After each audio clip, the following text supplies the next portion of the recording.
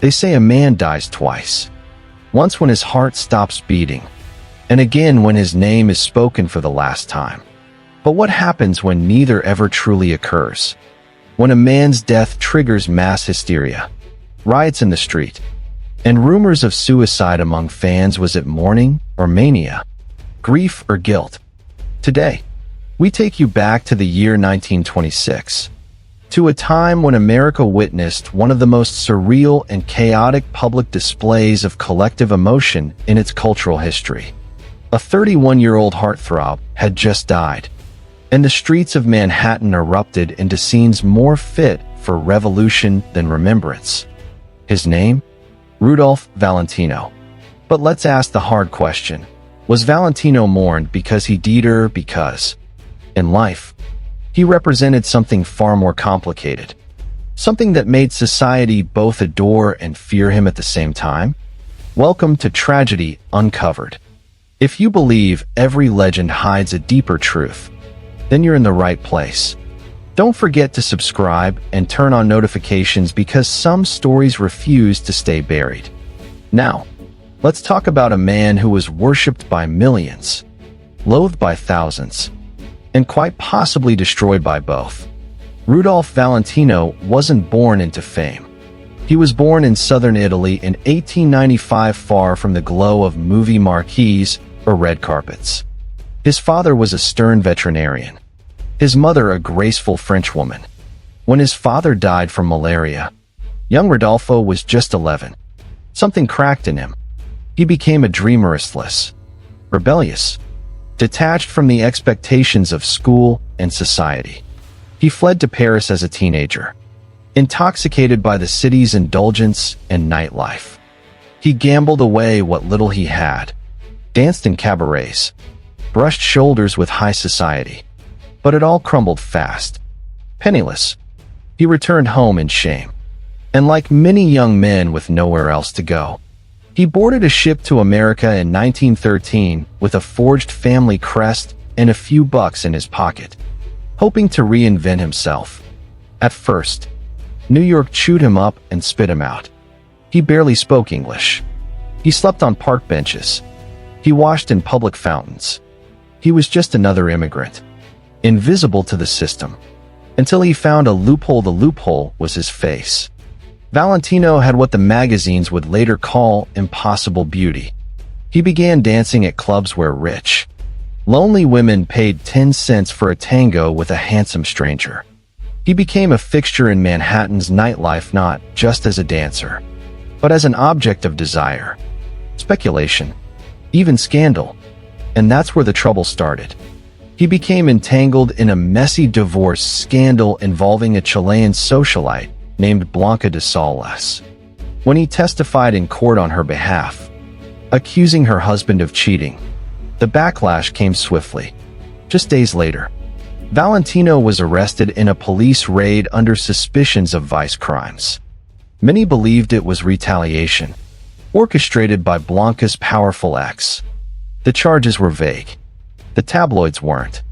They labeled him a pimp, a fake count, a gigolo. He spent several humiliating days in jail before the case was dropped. But the stain remained. Then came the turning point. Disgraced in New York, Valentino hopped a train west to California, chasing the one dream he hadn't yet tried: movies. In 1917, he arrived in Los Angeles. But Hollywood wasn't quite ready for him. Leading men at the time were square-jawed, clean-cut, all-American types. Valentino's Mediterranean looks were deemed exotic. Casting directors offered him roles as villains, gangsters, ethnic stereotypes. He took what he could get. But behind the scenes, he was networking charming actresses, crashing parties, leaving an impression on anyone who mattered. Then in 1921, a screenwriter named June Mathis changed everything. She cast him in The Four Horsemen of the Apocalypse. In one scene, Valentino's character danced a sensual tango in a smoky Buenos Aires nightclub with a rose in his teeth. That single scene changed cinema history. Women swooned. Literally. Reports emerged of fainting spells in theaters. Some theaters had to hire nurses. Valentino became an overnight sensation and a target. Because here's where things get interesting. The same allure that drew millions of women to him made millions of men uneasy. This was the Prohibition-era time of rigid gender roles, repressed sexuality, and a cultural obsession with masculinity. Valentino didn't fit the mold. He wore silk shirts, perfume, jewelry. He moved with elegance. He was sensual in a way that broke silent film conventions. Critics mocked him. Columnists called him feminine, un-American, even accused him of corrupting the youth. A particularly nasty editorial from the Chicago Tribune later accused him of causing men to use powder puffs in restrooms. They blamed him for emasculating the American male. Imagine that, blaming a movie star for other men powdering their noses. So, the stage was set. Valentino, the dreamboat of millions, was simultaneously being revered and vilified. A man adored for embodying fantasy, and hated for threatening reality. The lines between man and myth blurred, and they would never quite separate again. In our next segment, we'll follow Valentino deeper into the Hollywood machine, his tempestuous love affairs, his public shaming, and the strange boxing match he staged to prove he was man enough for America. But here's a question to sit with. When society demands you be a symbol, what happens to the man inside? This is Tragedy Uncovered, and we're just getting started. When we left off, Rudolph Valentino had just ignited a cultural firestorm. He was no longer just a manhood, had become a lightning rod for everything America loved and feared in the 1920s. But let's step closer to the eye of the storm. After the wild success of the Four Horsemen of the Apocalypse, Valentino's image exploded across billboards, newspapers, and the dreams of women coast to coast. But it wasn't just the tango and the gaze. His next film, The Sheik, cemented him not just as a star, but as something more unsettling, the embodiment of desire, mystery, and power, all wrapped into a man America couldn't quite categorize. In The Sheik, Valentino plays an Arab chieftain who abducts a Western woman and, through a swirl of danger and passion, wins her over. Problematic? Certainly. But at the time, this fantasy of the exotic other resonated with female audiences like wildfire. The Sheik was such a phenomenon that it redefined the word. Sheik became shorthand for any man considered dangerously attractive. But while millions of women swooned, many men grew increasingly hostile. They didn't see Valentino as a hero, they saw him as a threat. A foreigner who didn't conform to their code of masculinity. They laughed at his corsets, his wristwatches, his perfume. They called him powder puff, pretty boy, and worse. Why did he provoke such strong feelings? Because he made women feel something they weren't supposed to feel. Power, hunger, choice. Valentino's on-screen passion implied that women had desires beyond duty and domesticity, and that terrified the status quo. And as history shows us, when systems feel threatened, they strike back. The press fed the flames. Tabloid headlines exaggerated his personal life. Rumors swirled about his sexuality despite zero concrete evidence. Old photos from his days as a taxi dancer in New York resurfaced. They were twisted into innuendo. Was he really a man? They asked. Or just acting like one? But what they conveniently ignored was the man's complexity. Valentino, by all accounts, was deeply spiritual, intensely romantic, and privately insecure. He craved love and stability. But fame gave him chaos. He fell in love too fast, married too young, and ironically suffered most in the relationships he hoped would anchor him. His first marriage to actress Jean Acker was a scandal wrapped in farce. They eloped in 1919 after a whirlwind courtship.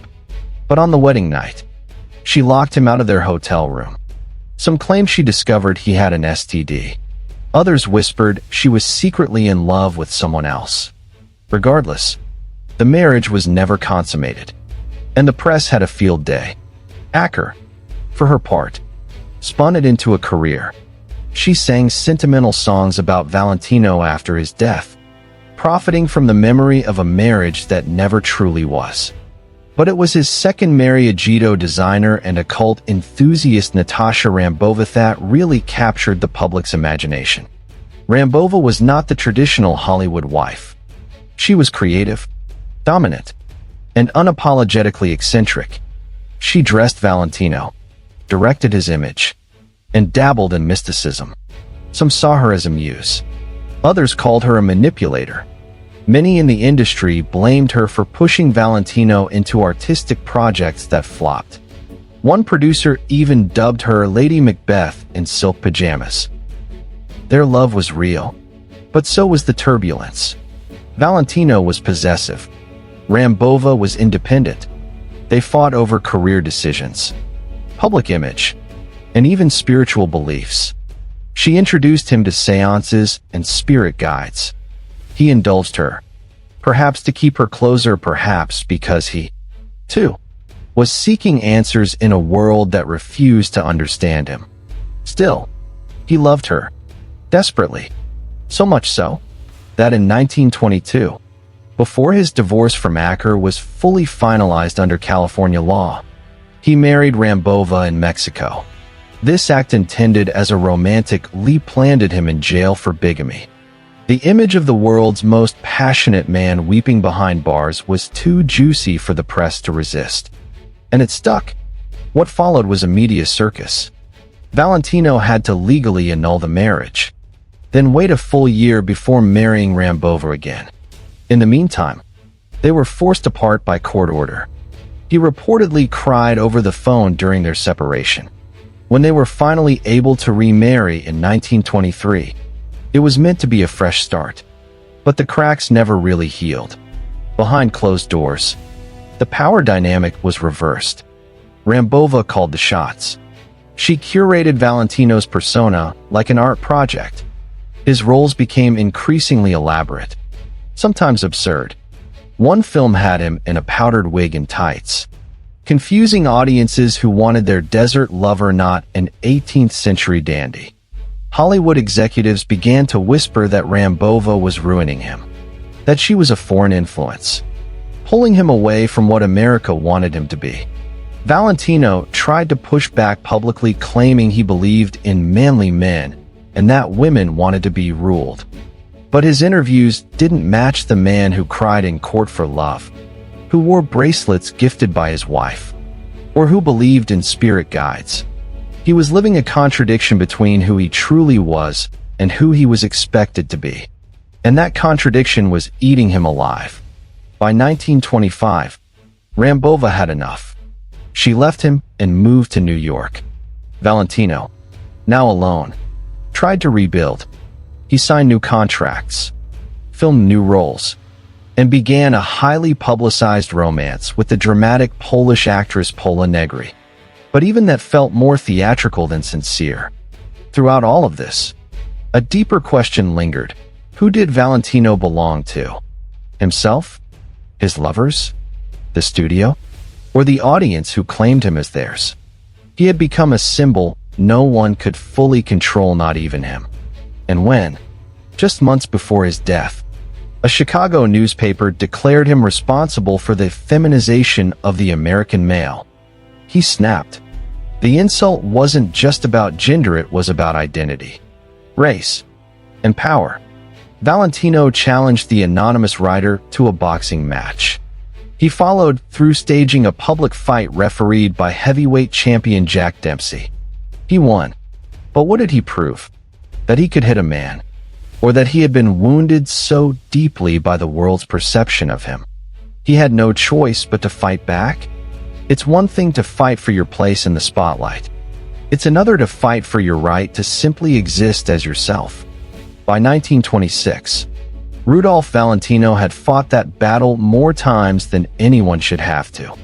But the war wasn't over, though his fame had rebounded with new roles. The wounds from years of public scrutiny hadn't healed. They were simply hidden beneath tailored suits, press statements, and forced smiles. Inside, Valentino was exhausted physically, emotionally, spiritually, and that exhaustion would soon have a devastating cost.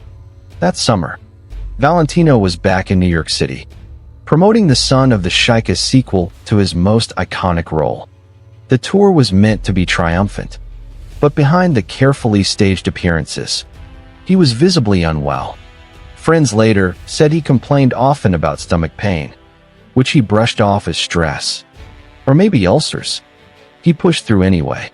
Because that's what the great ones do, right? They smile through pain. They show up, even when their bodies beg them to stop. And when they break, the world pretends to be surprised. On August 15th, 1926, Valentino attended a glamorous opening night party in Manhattan. He greeted guests, posed for photographs, played the part he had perfected. But beneath the tuxedo, he was pale, sweating, barely holding it together. The next morning, he collapsed in his hotel suite and was rushed to the hospital. The diagnosis, a perforated ulcer and acute peritonitis. In simple terms, a burst in his stomach lining had allowed deadly infection to spread throughout his body. This wasn't something fame could fix. No film contract, no fan letter, no boxing match could stop what was coming. The doctors operated immediately. For a few days, things looked hopeful. His fever came down. He even sat up and asked the medical team a question that cuts to the bone. Did I act like a pink powder puffer like a man? Think about that. Even in the hospital, on the edge of death, he was still haunted by the attacks on his masculinity, still trying to prove that he was tough enough, man enough, American enough. And that's the tragedy most people missed. Valentino didn't just die from a medical condition. He died from years of being told he wasn't what a man should be critics, by the press, and even by the very country that once worshipped him. That kind of pressure has weight, and eventually, it crushes. By August 21st, his condition worsened. The infection spread to his lungs. His breathing grew shallow. The doctors stopped giving updates. They knew what was coming, but the public didn't. Outside the hospital, crowds gathered, thousands of fans holding vigil on the sidewalks. Some praying, some crying, some just standing in stunned silence. These weren't just people mourning a movie star. They were witnessing the slow death of a symbol, a fantasy, a man they believed somehow belonged to them. And on August 23rd, 1926, Rudolph Valentino died, just 31 years old. The reaction was immediate and surreal. News of his death spread like wildfire. Women screamed in the streets. Men wept. Rumors surfaced that fans had taken their own lives in despair. One widely repeated but never confirmed story claimed a young woman in London poisoned herself, leaving a note that read, "I'm coming to you, Rudy." Whether those stories were true or not is almost beside the point. They were believed. And that belief said something dark and undeniable about the grip this man had on the public psyche. Valentino's body was taken to a Manhattan funeral home, where it lay in state. What followed was, by all accounts, pure chaos. An estimated 100,000 people tried to view his body. Crowds surged. Storefronts were smashed. Police had to close streets and call on the National Guard. Mounted officers tried to control the scene. But it was hysteria. At the center of it all was a corpse in a tuxedo, lying in an open casket. His features so flawless that many believed it wasn't really him but a wax figure. A prop. A trick. That says a lot, doesn't it? Even in death, Valentino's beauty was so surreal, so otherworldly, that people couldn't believe it was real. Maybe they didn't want to. Inside the funeral home, an honor guard kept watch. Actors, directors, friends. But perhaps the most jarring presence was a group of 4 men dressed in black uniforms who gave a Roman salute over Valentino's coffin. It was later revealed that they weren't actually Mussolini's fascist delegates, as some assumed, but hired actors, a publicity stunt, designed to stir attention, because even in death, Valentino was still being used, still being performed. And then came Pola Negri, the Polish actress, known for her dramatic flair, arrived in full mourning attire, black veil, black dress, eyes swollen from tears. She threw herself onto Valentino's casket. She sobbed, fainted, declared that they had been secretly engaged. The cameras clicked. Some mourners were moved. Others rolled their eyes. Even Valentino's own family expressed doubt about her claims. But it didn't matter. The myth had taken over. This was no longer just a funeral. It was theater, grief as performance, mourning as media spectacle. And if you think that's strange, remember this: it set the precedent. Elvis, Princess Diana, Michael Jackson, public mourning as a form of mass identity. Valentino's death marked the first time in modern American history that a celebrity's passing caused such collective emotional upheaval. He was the first true male sex symbol, and his sudden, tragic end turned him into something even more potent: a martyr to fantasy. But the question we keep coming back to is, what exactly were people grieving? Were they mourning Rudolph the man, or what he represented? Because if we're honest, few knew him. What they knew was the image, the eyes, the hair, the smoldering looks on screen. And that image had become so powerful, so consuming, that it eclipsed the actual human being beneath it. In the final chapters of his life, Valentino was used by everyone's studios, lovers, the press, even his fans. Each wanted something from him. No one, it seems, ever just let him be.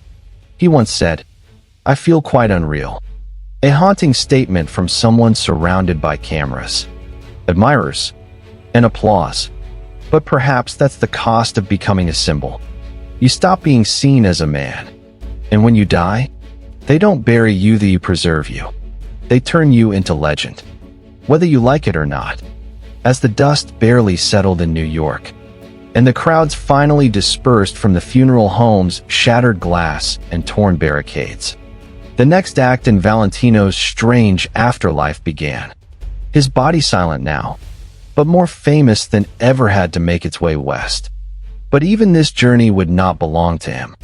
Valentino's final passage wasn't a quiet one. It was a carefully staged event, engineered by publicists, producers, and those who still saw value in his image. A special funeral train was arranged to carry him from Manhattan to Los Angeles.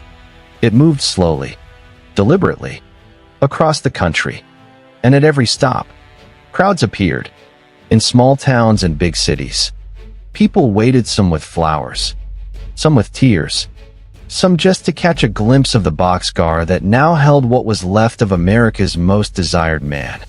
Some kneeled along the tracks as the train passed, as though witnessing the passing of a saint. The spectacle was powerful, but behind the reverence, there was a haunting question: was this still grief, or had it become ritualized obsession? Valentino arrived in Los Angeles to yet another ceremony, his second funeral. This time, it took place at the Church of the Good Shepherd in Beverly Hills. The Hollywood elite gathered: Douglas Fairbanks, Mary Pickford, Charlie Chaplin. It was a who's who of the silent screen world. Many of them had known him. Some had competed with him. Most had, in one way or another, benefited from the attention he brought to the industry. The eulogy called him a pioneer, a symbol of a new kind of man, a bridge between old-world sensuality and new-world cinema. But no matter how heartfelt the words, it was clear that the man being buried was now more myth than mortal. Then came the final twist: his tomb. Valentino was laid to rest in the Hollywood Memorial Cemetery, now Hollywood Forever, in a crypt that didn't even belong to him. It had been purchased by June Mathis, the screenwriter who had discovered him, as a future resting place for herself and her husband. But when Valentino died, she offered it to his family as a temporary solution. That's poetic. In a way, the woman who gave him his career in life gave him shelter in death. And, as fate would have it, Mathis died unexpectedly the following year. She was interred in the adjacent crypt. Side by side, they remain two visionaries of early Hollywood, bound together by tragedy and timing. But the story doesn't end there. Because for Valentino, even death refused to offer closure. Just 1 year after his passing, a strange figure began to appear at his grave. A woman, dressed entirely in black, her face veiled, silently leaving a single red rose on his tomb. She came on the anniversary of his death, then again the next year, and the year after that. She became known as the Lady in Black. Her identity was a mystery. Was she a grieving lover? A devoted fan? A hired performer?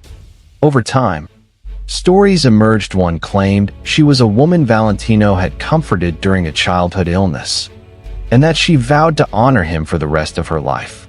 Eventually, the original Lady in Black was revealed to be a woman named Dietra Flame. But even after her death, others took her place. The ritual continued. To this day, every August 23rd, people in black still appear at Valentino's crypt, leaving roses, lighting candles, whispering prayers. And here's the uncomfortable truth. This tradition, while romantic to some, borders on worship.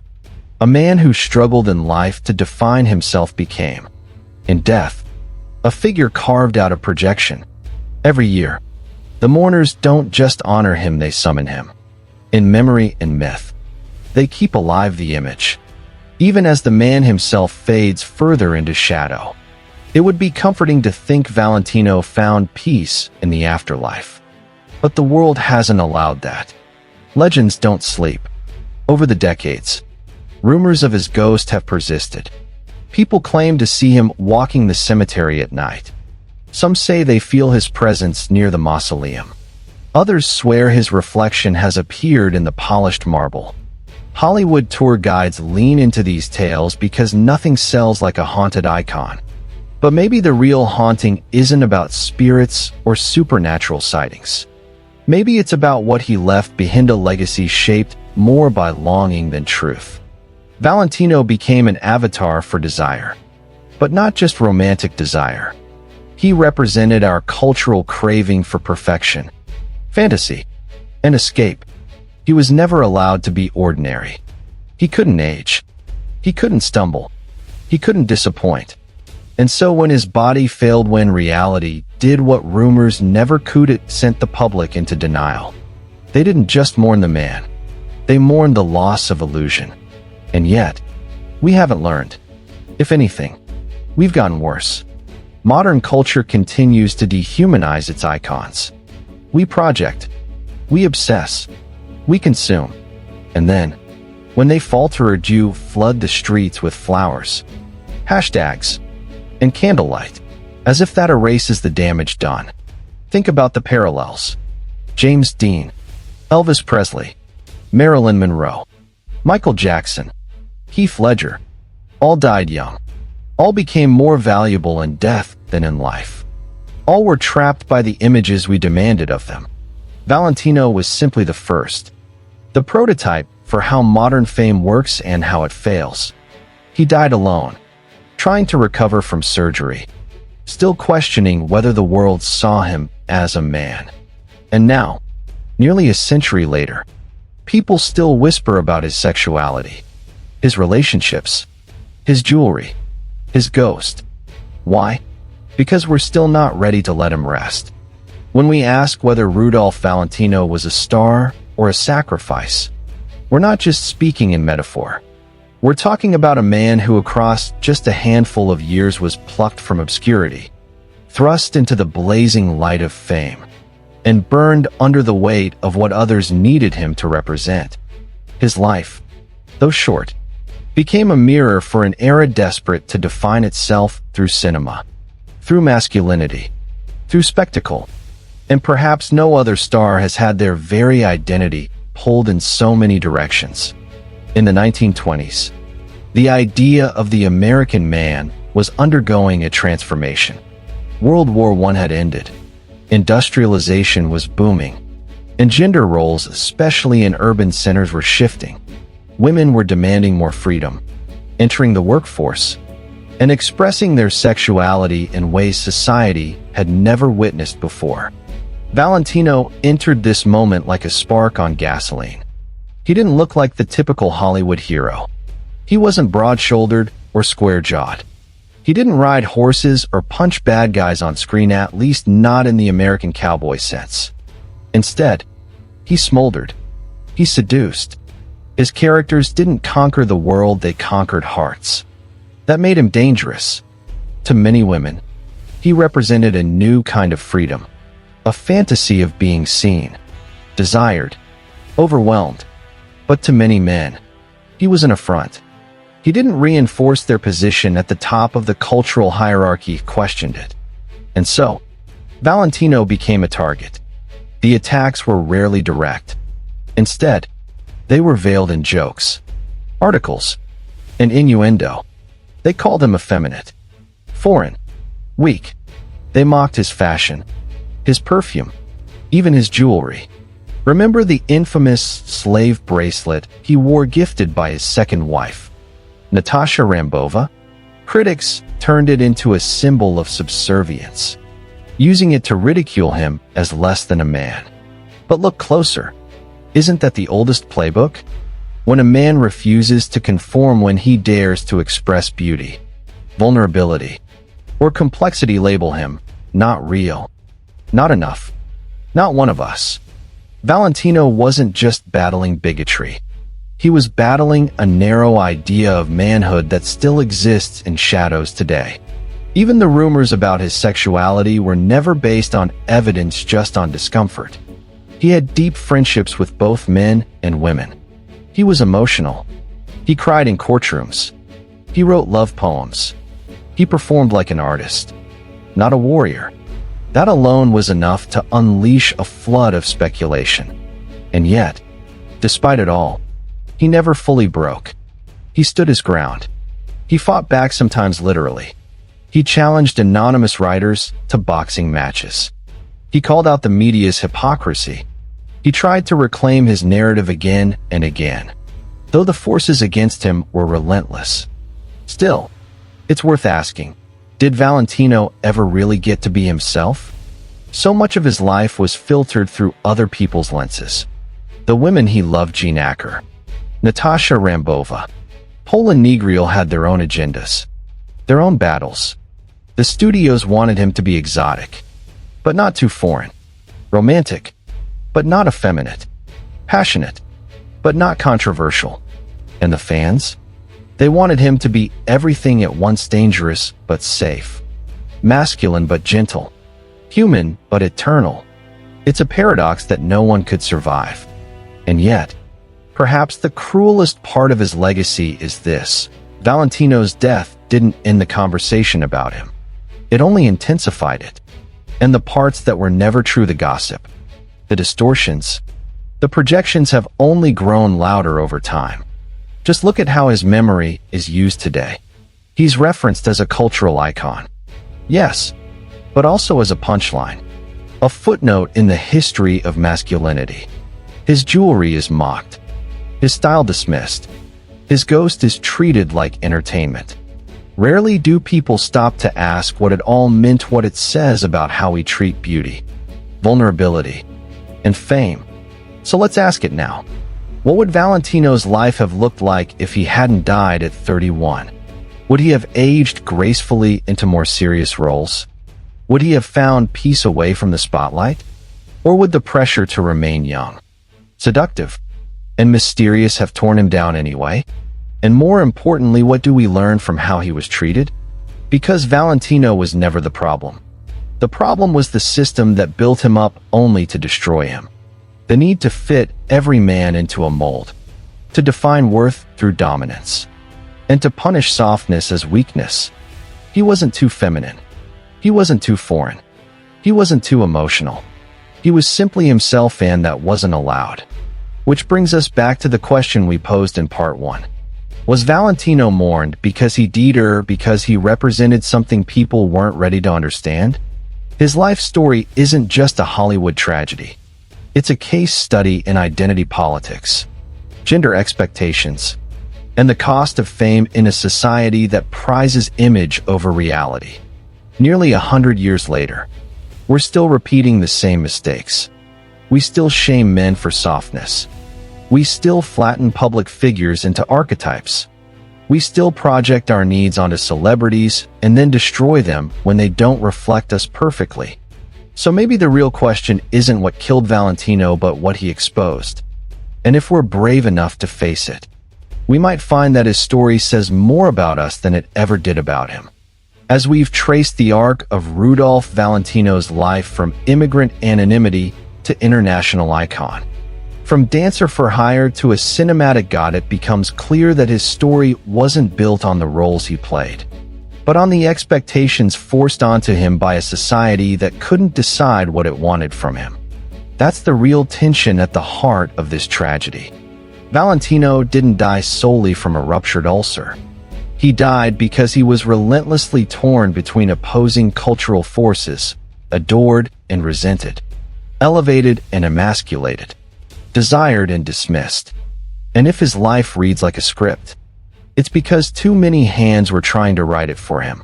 So, let's take a moment to break from the myth-making and step into the reality of what this man endured. He lived in an era obsessed with conformity. The 1920s might appear glamorous in hindsight, flappers, jazz, Art Deco, but they were also a time of moral policing, toxic masculinity, xenophobia, and class division. Valentino, being Italian, was already seen by some as an outsider. Add to that his delicate features, his refined fashion, his dancing past, and his visible vulnerability, and you had a man who challenged every American archetype of maleness at the time. He was a mirror, and people didn't like what they saw in it. The media, sensing blood in the water, played their part ruthlessly. Coverage wasn't about truth, it was about control. Every whisper about Valentino's sexuality, every jab at his appearance, every twisted detail about his marriage set was all designed to assert dominance over a man who dared to exist outside the norm. Even Hollywood wasn't safe. Studio executives leaned on his image to sell tickets, but behind closed doors, they resented the complexity he brought. He wasn't the rugged hero in a cowboy hat. He wasn't the wisecracking everyman. He was something else, something harder to categorize. And in a business obsessed with typecasting, that made him a liability. So they tried to box him in. They forced him into exotic roles, usually as sheiks or villains, always capitalizing on the idea of the other. Even when he played lovers, it was often with a sense of danger attaché d'os if passion had to come with a warning label. But Valentino pushed back. He chose scripts with nuance. He experimented with costume-heavy period dramas. He supported his wife's creative vision, even when it risked his own popularity. And for that, he was labeled difficult, influenced, unmanly. It's no coincidence that his mental and physical health began to deteriorate just as the pressure peaked. Fame, after all, is rarely sustainable, not when it comes with that much contradiction. He was too big to be ignored, but too different to be embraced. And that middle space, the space between idolization and alienation, is where Valentino lived until his final breath. But here's where we turn the camera back on ourselves. What do we do with figures like Valentino? Not just historically, but now? We've continued to build celebrities up into symbols. We project onto them. We demand they be flawless. We love them when they entertain us. We destroy them when they falter. It's the same cycle, different faces. And in Valentino's case, it started everything. He was the first male screen idol to cause mass hysteria, literally. Fans fainted. Streets were shut down. People rioted. He was the blueprint for the celebrity-industrial complex, the test subject for what happens when fantasy becomes more powerful than the person behind it. And the grief that followed his death? It wasn't just about losing a star. It was about losing an illusion. The fact that a lady in black still appears at his grave each year is proof. People don't just mourn Valentino, they mourn the loss of a world where someone like him could exist in such poetic extremes, beloved and broken, famous and fragile. But the real loss is subtler. We lost the chance to see him age, to evolve, to define manhood on his own terms. We never got to witness a Valentino in his 40s or 50s, perhaps directing, writing, mentoring younger artists. He never got the space to live as a whole human being because the machine didn't allow it. And that machine hasn't stopped.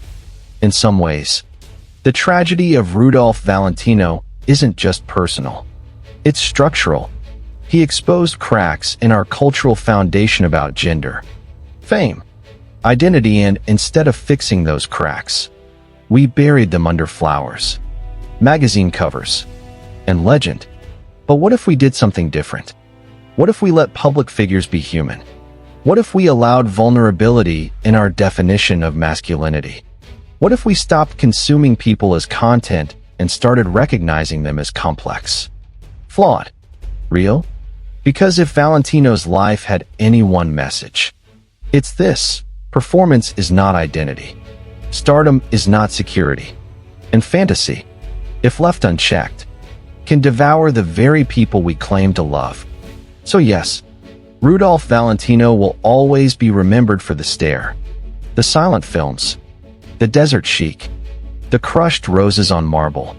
But maybe, just maybe, we should also remember him for what he didn't get. A quiet moment, a second act, a chance to breathe. And in doing so, perhaps we give space for the Valentinos of today to live the full lives he never could. So maybe the question isn't how Rudolph Valentino died, but what his death revealed. What does it say about a culture that builds its idols only to dismantle them?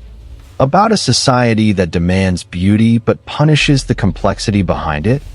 About how we define manhood, and how quick we are to tear it apart when it doesn't fit the mold? And deeper still, what does it say about us? Perhaps Valentino wasn't the tragedy. Perhaps we were. Thank you for watching this far, and for sitting with the discomfort that stories like this bring. If these questions stayed with you, maybe that's the point. And if you're ready to keep uncovering the truths that history tried to bury, then don't wait. Subscribe to Tragedy Uncovered so you never miss the truths they didn't want you to see. Until next time, stay curious and stay questioning.